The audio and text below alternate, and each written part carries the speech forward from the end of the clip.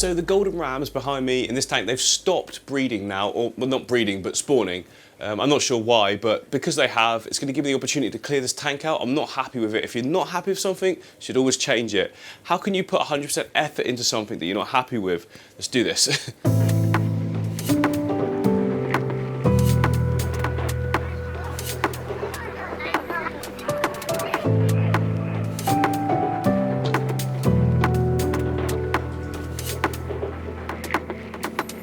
So that's the water partially drained.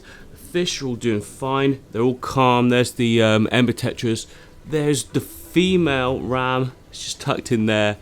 And the male tucked in this side. So what I'm going to do is move them across to this aquarium here that I've just hacked right back. Looks a mess, but it's, you know, fully cycled and really clean and perfect for them to go in the time being, just while we're setting up the new tank.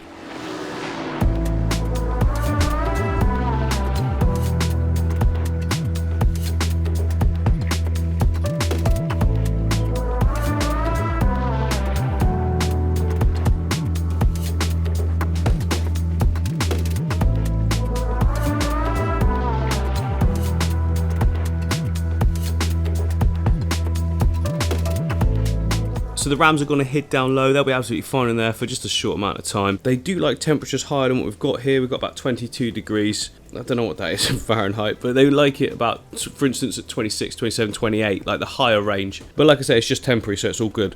Right, let's get the rest of this out.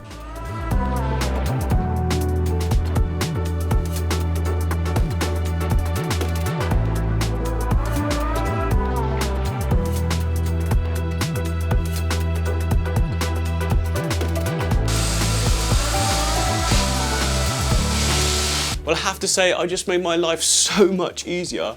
Who would have thought I'd get to the age of 34 without realising you can get a vacuum cleaner that's like good for water and gravel and aquascape, all of that stuff. So I just cleaned up this whole tank in no time at all with this bad boy here. It didn't cost that much. I mean, it wasn't cheap, you know, for a Hoover, but I'm going to get so much use out of it. It's going to pay for itself in no time, in like time saved or something. I don't know, it's just good, all right?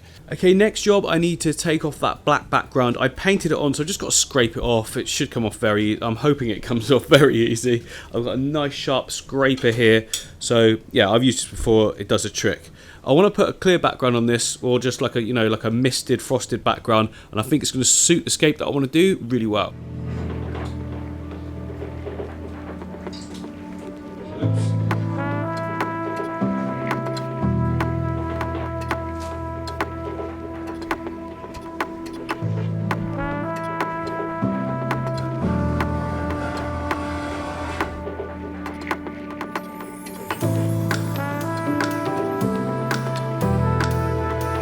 So that is the surface all scraped and cleaned. Next thing we want to do is put on a load of soapy water. Just chuck loads on, and then I can put on the frosted film, sticky side, onto the soap.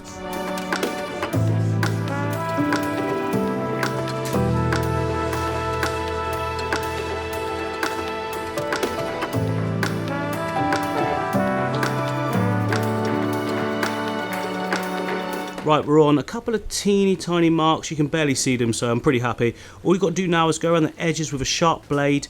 I like to use the ruler as well, so I come in just a little bit, and that stops it getting sort of caught on your fingertips and getting torn off or anything. So you've got quite a bit to play with, look, so you can go anywhere. You can go anywhere, stop it, up to that blue mark with the cut. So yeah, it's fine.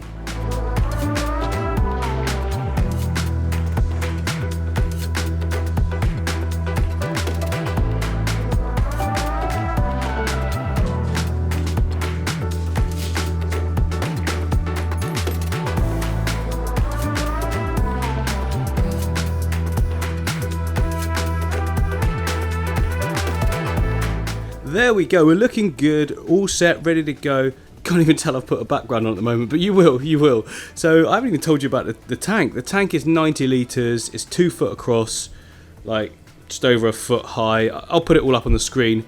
But yeah, opti-white glass, so it's like low iron, looks crystal clear, looks great. And then the light is this like one from Amazon.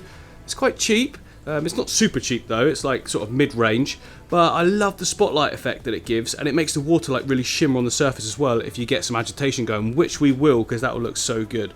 Right, first of all, I want to choose on the hardscape to go in. I want to go for a sort of minimalist look, but cool look. It's hard to explain because I've got an image in my head, but it probably won't be anything like that image by the time I've done it all. I'm just going to start putting wood and stones in. I've got loads to choose from. So down here, look, I've got loads of different bits of wood and stones. It's a bit of a mess because I just took it out of that tank and put it in there. I've got lots more wood at the top here. Wood. It's all just dried driftwood, basically. And then down the bottom here, I've got a load of dragonstone, but I'm going to be using that for a different setup. This side, I've got lava rock. We've got Sirius stone, more wood. There's loads to choose from, but I am actually really liking the stones that were in there, but I want to use them in a different sort of way to make an island composition. I think that'd be pretty cool. Oh yeah, more wood up there as well. It's nearly hitting the ceiling.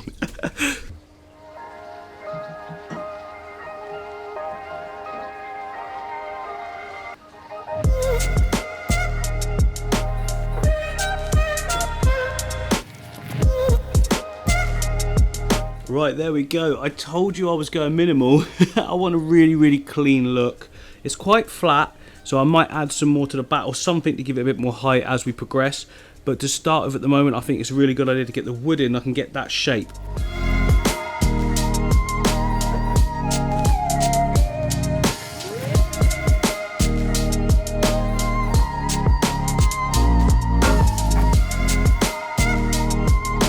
Okay, I do quite like that. It's really cool. I'm just going to hold the camera here for a second so I can revert back to this.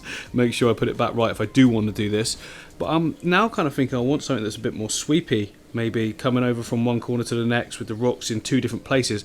Let's just try it. I mean, you've got to try different things until you're happy with what you produced. I mean, I'm happy, but I'm kind of thinking maybe I can do something else. Although that might be absolutely perfect because we've got the smooth rock faces and stuff for the breeding. I don't know. It's so hard to know. Sometimes you just got to go with it, but I'm going to give something else a go first. Oh, there we go. Right, lots of fiddling around, taking my time, stepping back, having a look from all angles. But I really like that. I think it's super cool. I'm trying to look at it from the end sort of point of view. So I know that there's going to be plants placed in certain areas which will cover up some of the ugly bits. But I'll keep some of the open areas for the fish to sort of swim around. Again, I'm going for a simple look. So the fish should really stand out. But yeah, happy with that. What we need to do now though is stick all of this wood down. It will float like straight away. It'll just go straight up in the air. To do that, I use super glue gel. So it's like cyanoacrylate.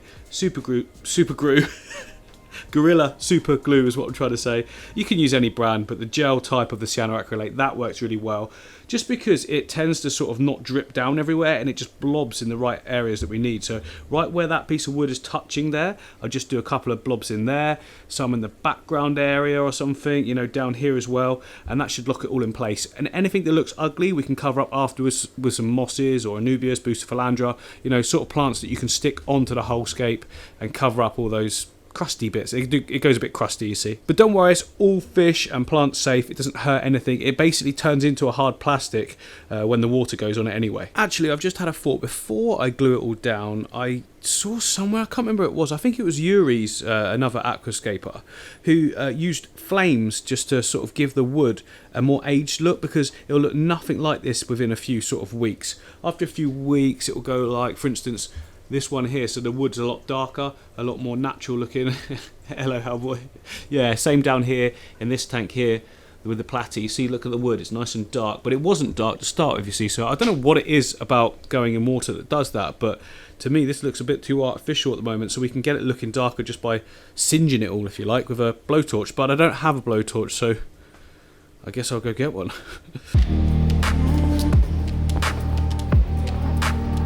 So as far as I can tell, that goes with that, and then we spark it up.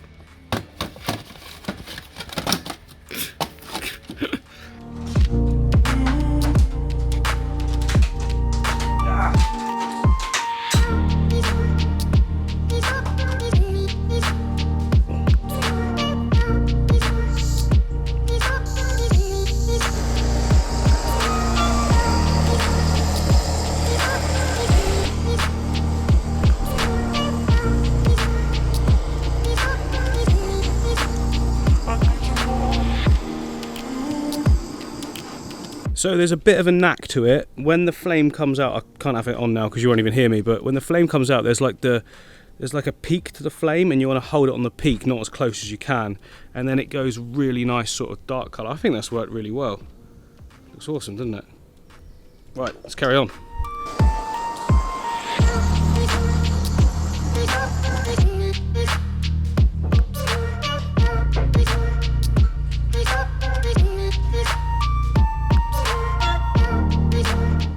Oh yeah, looking good. I'm really glad I did that now. As I was doing it, I was thinking, not sure how good this looks, but it's turned out really good. Yeah, really pleased with it. I think that does look just like we wanted it to.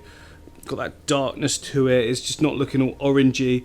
Awesome. So next job then, as I said before, is to glue each part down. I'm going to take the top piece out, glue the bottom piece of the wood, and then glue, well, to the rocks, and then glue the top piece to the bottom piece.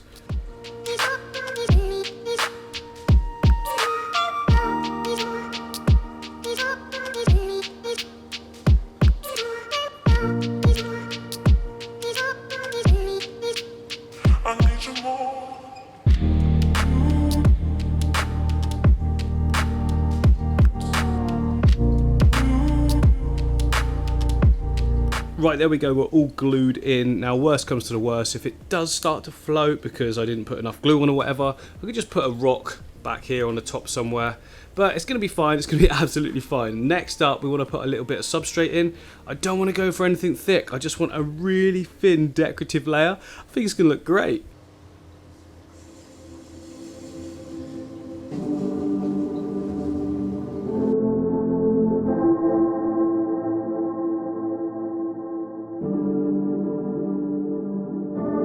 There we go, look, so just a really thin sort of dusting. Now I'm going for that contemporary look, which means that you don't pack plants in on that base layer. That's not what we're going for. Obviously this is going to be more of the epiphyte plants, which are the plants that you attach to the decor, so the wood and these big rocks here, and then we could even attach decor to little bits of other pebbles and place them on the sand if we want to as well. So I think it would be really cool to start off with a nice big fern in that central focal point area. That's where I wanted it all along. It's going to cover up those sort of sawn off bits of wood you can see there as well, so that's the perfect place for that.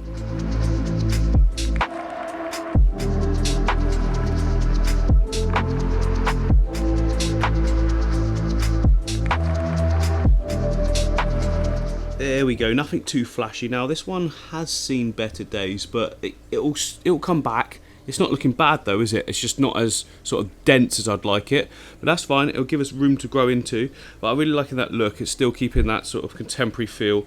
I've also got a load of baby Java ferns down here as well, so I'm going to just like tiny little pieces, look, and just use them and stick them in strategic areas I don't know of yet. I'm just going to make it up as I go along, as always, but I'm going to try and keep it sort of separated into different pockets, just because I want to keep that sort of negative space in between everything.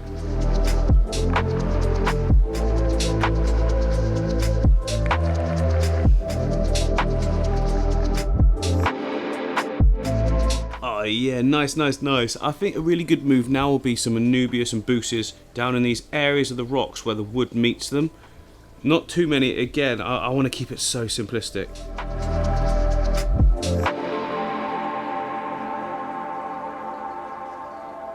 So that one looks great there. I was going to place one in there, but I want to keep that space open. The wood looks good, the way the rocks meet. So I'm just going to attach this to a little piece of a rock, one that you won't even know, little piece, to a little rock. You won't notice the rock because it'll be underneath the Anubias, but then it can sit right here. I think that's a really good area for it.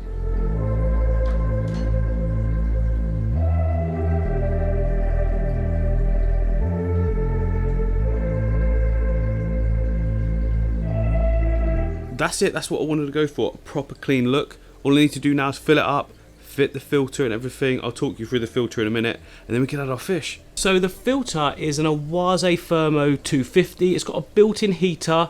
It's been running for a long time now, about 8 months, so it's all fully cycled, and we're just ready straight away for the fish to go in.